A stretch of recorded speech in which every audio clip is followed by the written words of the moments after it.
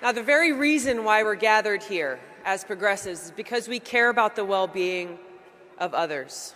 We care about our future. We're soft-hearted people who have aloha, respect, and compassion for others, and we never want to be in a position to see anyone suffering. As a result, for some, it may be easy to believe that, well, maybe we should support a regime change war if we believe that war will relieve human suffering.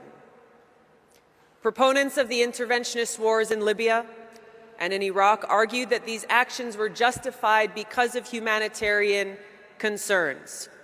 It was pointed out over and over again that these countries were in the grips of these evil dictators who had to be removed. This is precisely the same argument that is being used today to justify our war to overthrow the Syrian government of Assad.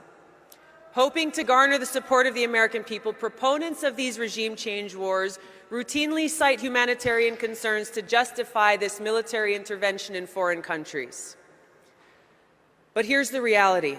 As a direct result of our intervention in Iraq, the overthrow of Saddam Hussein, human suffering there has increased dramatically. Terrorist organizations such as ISIS and al-Qaeda took advantage of the Maliki Shia-led government that persecuted and oppressed the Sunni people.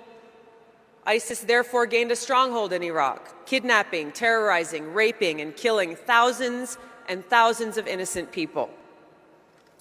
In Libya, when the U.S. led the bombing campaign to overthrow Gaddafi, which began with a no-fly zone, the result was incredible loss of life, total chaos, with Libya resulting in a failed state and a haven now for ISIS and other terrorist organizations.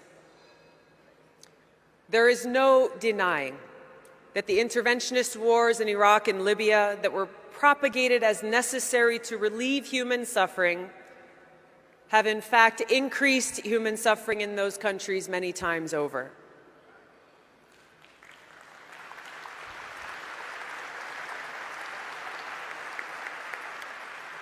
There's an old saying that's very relevant to what's facing us here today, that the road to hell is often paved with good intentions. There's not one but two wars that are being waged in Syria. First is a war to defeat ISIS, al-Qaeda, and other jihadist groups. This is a war against terrorists who've declared war on America, and it's a war that we must win. The second is the counterproductive war to overthrow the government of Assad, an illegal war that Congress has not authorized and which must end.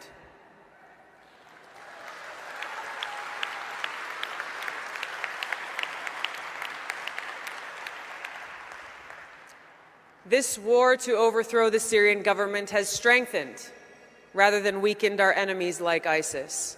Working with countries like Saudi Arabia and Turkey, we are fueling a brutal civil war that's caused the deaths of over 400,000 Syrians and millions more refugees fleeing their homes. The fact is, if this war is successful and the Assad government is overthrown, the strongest force that exists in Syria that will take over in Syria is ISIS and al-Qaeda. This will result in a far worse humanitarian disaster, refugee crisis, and a genocide against religious minorities, secularists, atheists, LGBT, and anyone who does not prescribe to this specific extreme ideology. What to speak of the fact that this will present an even greater security threat to the region and to the world. We need to send a strong message that this war must end. Many of you stood up bravely and courageously and protested the war in Vietnam. Many of you stood up and bravely and courageously protested the war in Iraq. Many of you did the same, protesting the war to overthrow Gaddafi in Libya.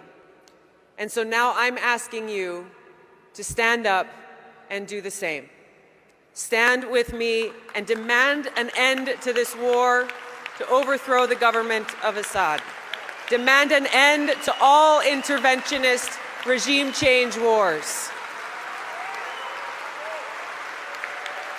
We need to let leaders in Washington know that we will not stand idly by and allow this nation to escalate an already deadly, devastating war. We need to let leaders in Washington know that we do not support overthrowing any dictator we want, acting as the world's police, acting as if it's America's responsibility to use our military to attempt to remake the world in the image that we choose. We need to let leaders in Washington know that we must stop wasting our valuable, precious, limited resources on these regime change wars and instead focus those resources on investing and rebuilding and strengthening our communities right here at home. We can't afford to do both. The power that's in this room, by each of you gathered from all parts of our country, representing the conversations and debates and engagement that's occurring in each of our communities on important issues like this, engaging in our democratic process, many people for the first time feeling empowered, recognizing that the true power in our country lies in your hands, in our hands, in the hands of the people. And it is through our work and our voices and our action that we can truly effect this kind of change that our country so desperately needs.